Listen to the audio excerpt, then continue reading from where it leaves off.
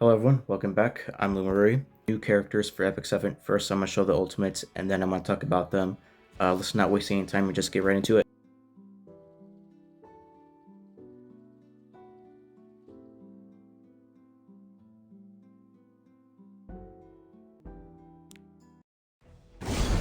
Let's see what you got. Yeah! You want me? Give yourself to me. I can see your desire. Did I make you nervous? I've been waiting. Just wait and see. Let's see what you got. You want me? Did I make you nervous? I can see your desire. Just wait and see. I've been waiting for you. Yeah! There's ecstasy in violent taboo. Here, have a taste. You want me?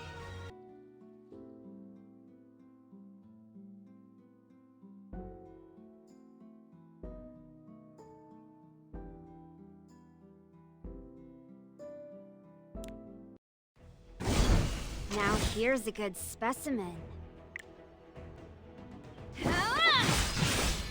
Don't you try to run from me.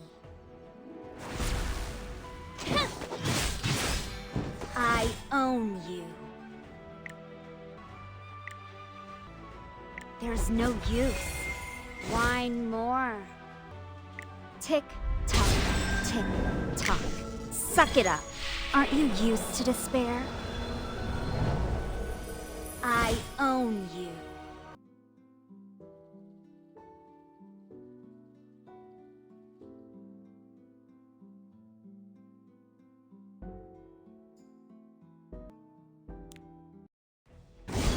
Together, we can do it. There's no retreat. Do not give up. When hardship wanes, the flowers shall bloom. Believe in your faith. Hope will always be with you. Soar aloft the winds and deliver thy light of peace. For Dunblaya. So first we're going to start with Setsuka. First off, design. I do like the clothes, I just don't like how they are. Obviously, they were going for a certain style with this character. For design-wise, I would say maybe, honestly, 7 out of 10. I do like the sword, I'm just not a fan of that type of look. First skill, attacks the enemy with a sword and absorbs some of the damage dealt as health. Damage dealt increases proportional to the caster's max health. Soul Burn effect increases the damage dealt. It's just a normal sword slash. It's just a normal sword slash, nothing you can really do with a sword. I do have to say her kit doesn't sound that good until you actually go up against her. She's really annoying. She counterattacks almost all the time and she heals. And sometimes she can't counterattacks more than once. Just a normal sword slash, not really much to go after. Her third skill. Give yourself to me. I can see your desire. It's obviously what they were going for. I think they try to set up to lore because apparently before she got the sword, she was actually just a normal princess. And then when she got the sword, apparently was possessed by a demon. And that's why she's the way she is. Her third skill, not really much going off of there. For the first skill, it's a normal sword slash, can't really do anything with that. I'm gonna put 8 out of 10. Her third skill, I'm gonna say 7.5 out of 10. I don't really like it, I don't really hate it. It is what it is. With her ultimate, that has to be wound up actually with the amount of focus she has to have. So I'll get back to you when I have enough of that. So her ultimate does have to be activated using her first skill. Just wait and see. Don't reject it. I'm simply hastening your future. Surprising, I actually do like that ultimate. It is very good. It is very smooth in the beginning. It's very, the build-up is there. Her ultimate, it does remove her health. Dispels all buffs from all enemies before inflicting Beguile and inflicting decreased hit chance for 2 turns. Ignores effect resistance of targets with less max health than the caster. At the end of the turn, deals additional damage to all allies, except for the bearer, equivalent to 10% of their respective health. Beguile effects applies to only heroes only. Debuff only applies to heroes. You can't use it for story. It only can apply to heroes. Increases attack by 200% and cannot die for a certain number of turns, but cannot be subjected to damage-sparing effects. Increase evasion of all allies by 30%, and when an ally except for the caster evades counterattacks after attacking, when Fighting Spirit is full, consumes all, granting Demon Blade Unleashed to the caster for 1 turn before activating Demon Art Bewitching Blossom. Blade Art Bewitching Blossom consumes all health to attack all enemies and increase combat readiness of the caster by 50%. Damage dealt increased proportional to the caster's lost health. She's actually really good in terms of PvP, so I'm gonna say she's very annoying to deal with. For our unit, she's a 10 out of 10. Ultimate, 9 out of 10. All in all, character, I'm gonna say 10 out of 10. Whenever she attacks, she heals. She's very annoying to deal with. Wretched Rose, I like her design. It is very good. I did not know she had a tail until right now. Rose has different forms, so we're gonna do those first to show you guys what her ultimate looks like now compared to earlier, basically to show you guys that their ultimates are getting better and better and better. So this is Rose when we first see her in the story, I think, or maybe it's the other Rose received first time, but this is her normally, and design, I like her design. We're not rating this character though. We're only showing you the ultimates and how the ultimates basically progressed from then. We're not going to review this character, we're just looking at the ultimate, and then we're looking at the newer ultimate.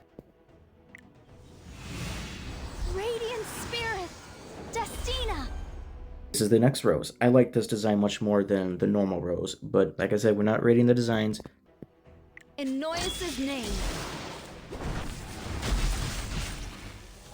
Find more. So this is Rose. Her first skill attacks an enemy by swinging a sword and has a 100% chance to grant stealth to the caster for 1 turn. Soul Burn effect uses 2 of these things to grant an extra turn. Her passive, at the start of the battle, grants increased critical hit resistance to all allies for 2 turns. Upon dying, revives with 50% health. Before enhancement, dispels all debuffs from all allies, except for the caster, and recovers health before granting a barrier for 2 turns. Not recovered and barrier strength increase proportional to the caster's max health. Grants solution to the caster and increases skill cooldowns by 2 turns. After the enhancement, grants time reversal to all allies except for the caster and grants a barrier proportional to the caster's max health to all allies except for the caster for 2 turns. Solution enhances the next once in a lifetime research. Dispelled after activating the effect remains even after reviving. Time reversal returns to the state after the start of battle, only applied in PvP. I don't really know what that means. That kind of sounds a little busted to me. Let's just view over her skills. Third skill. This might sting a bit. This is her third skill. Let's go. You still don't understand?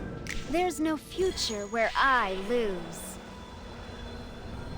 Now I actually like that better than her other ones. This isn't the best one. You have one problem with the ultimate.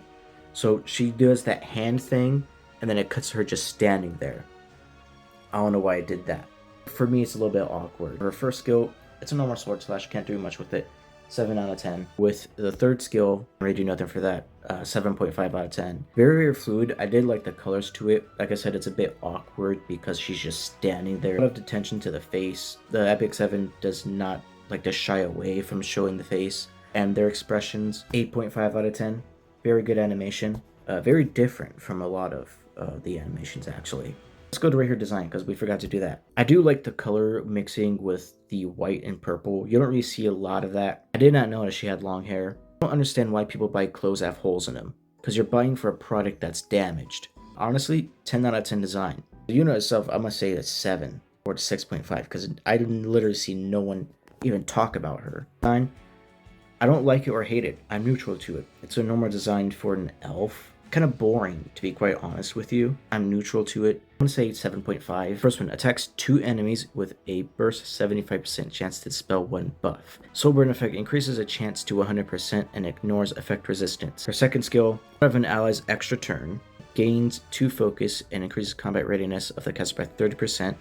After using a skill, when focus is full, activates Wings of Liberation. Wings of Liberation consumes 5 focus, attacks all enemies by unleashing a Spirit Bird, increases critical hit chance by 50% when using the skill, and is unaffected by elemental disadvantage. Kindling the Light of Hope grants invincibility to all allies for 1 turn and increase attack for 2 turns. Review the skills. Very normal skill. Nothing really much you can do there, but it does attack 2 people. 7.5 or maybe 8 because it does target 2 over to her third one. Bloom for me, dear miracle. It's very good. Animation to it as well is very good. I like how the light, you can tell that it's illuminating. I kind of like that because not a lot of normal skills like that have that aspect to them. There's no retreat. May the melody of hope spread far and wide. I do like the animation for the ultimate. It is a bit boring. It is still good though. 8 out of 10. Overall, for the character itself, I haven't seen anyone use her thus far. She did just come out a little while ago. I'm gonna say she's like an 8 to an 8.5 out of 10. It is very tied between her and Crescent Rose, but I'm gonna say she's number 1 because it is build up. I forgot there is build up, and I did have a problem with Richard Rose Ultimate with her just standing there. So I'm gonna say she's number 1 in terms of visual, and then Richard Rose is number 2 in terms of visual, and then Saria is number 3 in terms of visual. In terms of character, she's number 1. Specifically for the fact that how apparently one of these skills ignores the elemental disadvantage, is number 2. So I'll say she's last in terms of overall. As usual, I don't have an outro. Bye.